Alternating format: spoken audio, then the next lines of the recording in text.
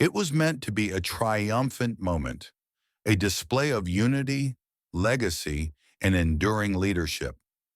The stage was set in Chicago's Grant Park, where former President Barack Obama and sitting President Joe Biden were scheduled to appear together for the first time in over a year.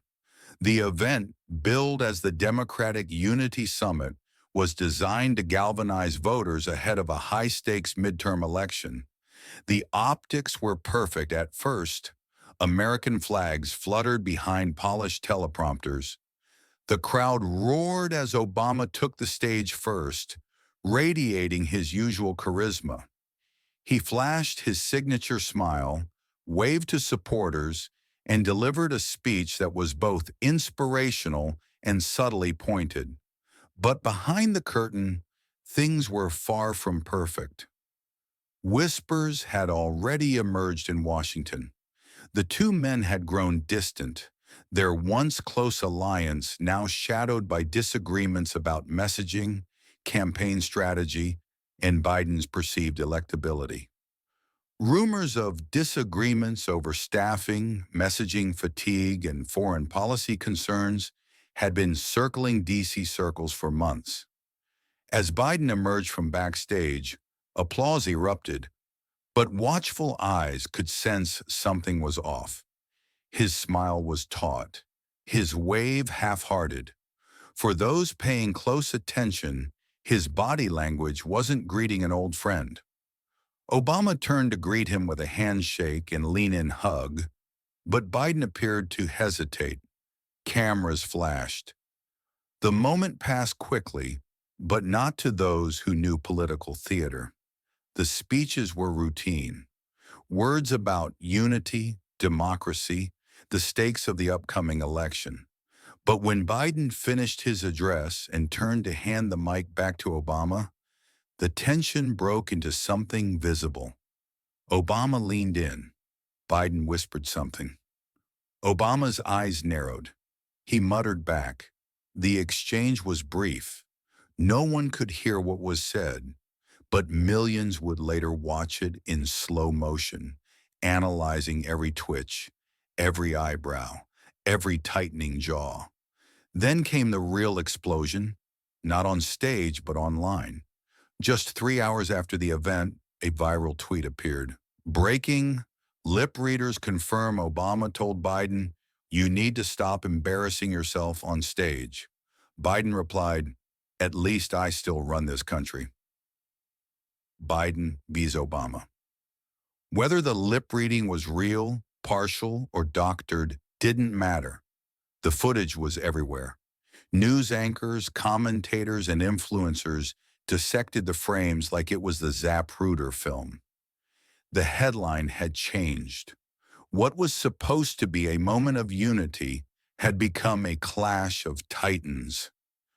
Within 24 hours, the incident had eclipsed every other headline. Cable news networks ran side-by-side replays of the exchange. AI-powered lip-reading tools, voice pattern experts, and professional interpreters were brought in on live TV to analyze the footage frame by frame. MSNBC tried to downplay the tension, a misread moment between allies. But CNN took the bait. Obama calls out Biden on stage. Historic rift or miscommunication? Fox News had a field day. Tucker Carlson opened his monologue with, "This is what happens when the puppet realizes the strings are tangled." But what truly shattered the illusion was what came next. An unnamed White House aide leaked to Politico a transcript of what they claimed was the actual exchange, supported by internal communications. Obama. "Joe, we talked about this. You're not helping." Biden. "Don't lecture me, Barack. I'm still the one with the nuclear codes." Whether real or not, the quote ignited a firestorm. The public took sides. Progressives blamed Obama for undermining the sitting president. Moderates whispered that Biden had become increasingly defensive and erratic behind closed doors. Others speculated this wasn't the first such clash between them. To make matters worse, an old video surfaced from 2020. Obama, in a leaked off-the-record moment, allegedly saying, "Don't underestimate Joe's ability to form us things up." Now it was seen not as a joke, but as a prophecy. The press demanded answers. The White House released a vague statement. President Biden and President Obama maintain a respectful and strong relationship. Any interpretation otherwise is fiction. But when a CBS reporter asked Press Secretary Jean-Pierre if the two men had spoken since the event, her pause before answering was all the confirmation viewers needed. They hadn't. Backstage, staffers from both camps began sniping. Obama's former advisor, David Axelrod, hinted in a tweet that sometimes it's hard to help someone who won't help themselves. Meanwhile, Biden's close ally, Ron Klain, fired back. Respect goes both ways. One president is still elected. The other is retired. The whisper war had spilled into public view. It wasn't just a feud. It was a fracture in the Democratic foundation. A week after the Chicago summit, both camps attempted damage control. Donors were nervous. Polls showed a dip in Biden's approval rating, not due to any specific policy, but due to perceptions of internal division. Behind the scenes, senior Democrats proposed a private reconciliation dinner. The idea, a stage photo op of Obama and Biden laughing over wine and steaks at a private D.C. location, a return to the bromance era.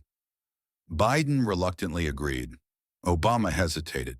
But the night of the dinner, as Secret Service began locking down the restaurant, a call came in. Barack Obama would not be attending.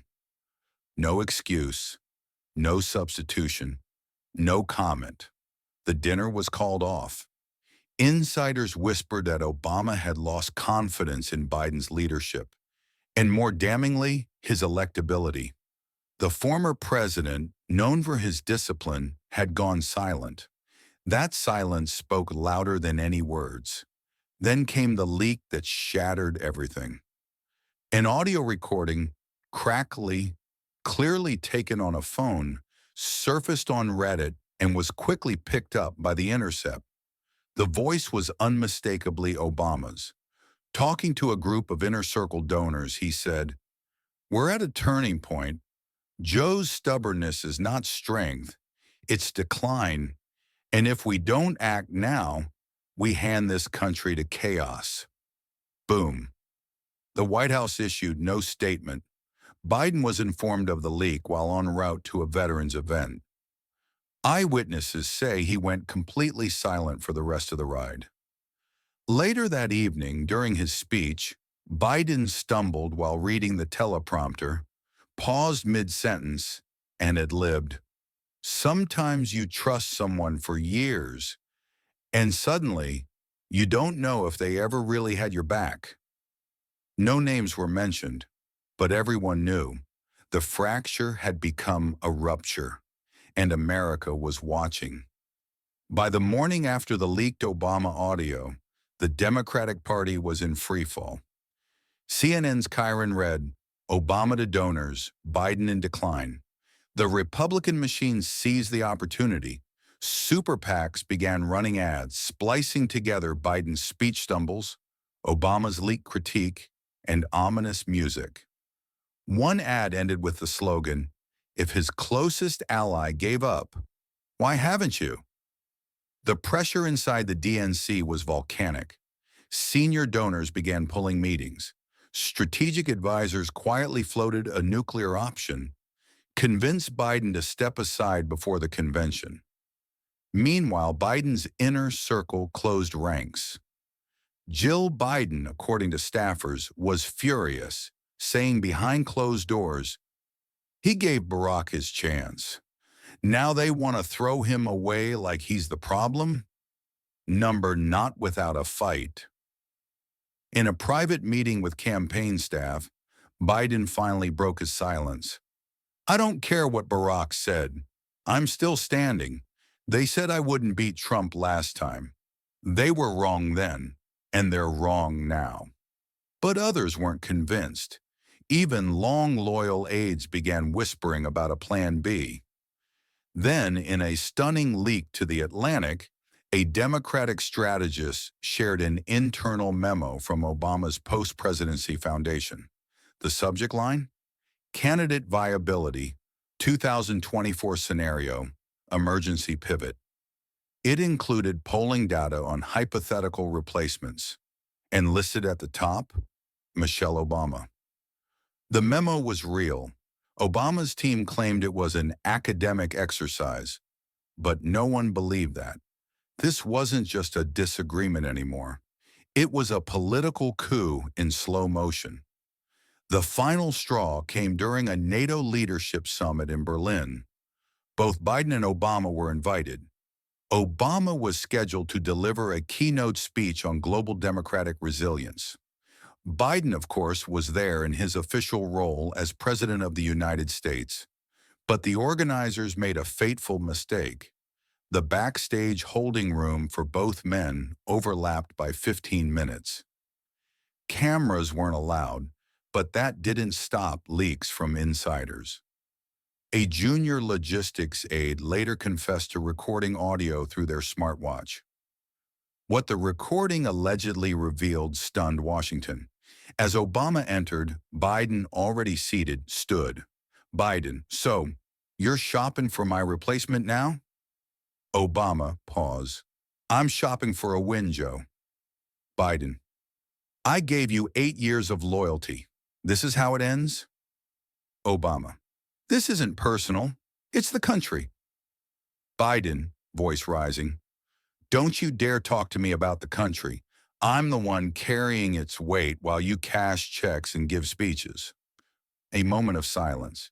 Then Obama responded, icy measured, "Maybe if you listened more and talked less, we wouldn't be in this mess." Secret Service entered seconds later as voices escalated. The confrontation was broken up before it could get physical, but the damage was irreversible. Within hours, the audio leaked to Axios. This time, both men sounded unfiltered, human, angry, betrayed. Some praised Biden for showing fire. Others said it was proof he was losing control. Obama, for the first time in his post-presidency, was being openly called a kingmaker meddling too far. And Michelle? She released a carefully worded tweet. "I believe in hope. I believe in unity. And I believe the American people will decide what's best, not just for the party, but for the future." She didn't mention Biden or Barack. The tweet was retweeted 3 million times in 48 hours. 10 days later, Biden returned to the White House and called a last-minute national address. Rumors swirled that he was about to resign, or at least drop out of the race. The country held its breath. Standing alone at the podium, Biden appeared older than ever, but also, for the first time in weeks, calm. You've all seen the footage. You've read the leaks. You've heard what was said, on and off the record. So here's my truth. I've been underestimated my whole life. I've lost family, elections, and allies. But I've never lost sight of what matters: protecting democracy and serving the people. And I'm not quitting, not for polls, not for politics, and not for a former president. The room exploded in applause from staffers. But America was split. Some viewed the speech as defiant and inspiring. Others saw it as delusion cloaked in pride. And then came the final twist. The New York Times published an exclusive 2 days later. Multiple DNC state chairs had convened an emergency conference to explore invoking Rule 21, which allowed for a forced primary challenge if a sitting president was deemed electorally vulnerable. It hadn't been used in over 50 years. Barack Obama released no statement, but Michelle flew to New Hampshire. Officially, it was to visit a local education program. Unofficially, she met with three former campaign operatives. The headline read, "Power Vacuum." As Biden refuses to step aside, the Obamas begin to move. The 2024 race was no longer between parties. It had become a battle for control inside one. And somewhere deep within the West Wing, President Joe Biden stared at a photo on the wall. Two smiling men from 2008, their arms raised in triumph. All that remained now was the silence between them.